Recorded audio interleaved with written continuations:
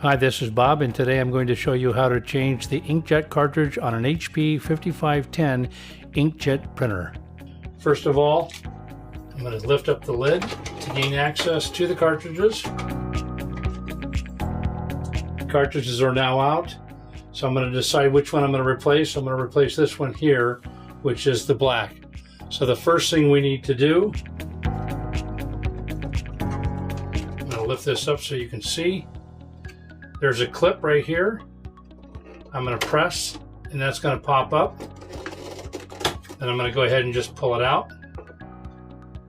This is the old cartridge. This is the new cartridge.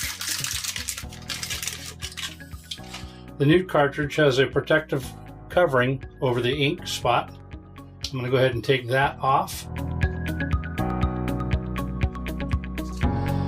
And then I'm going to replace it exactly the same way as I took the other one out. So I'm going to take this end and push this down to where it's even with the other ones. And then I'm just going to push until it clips. That's how easy it is to change an inkjet cartridge in an inkjet printer.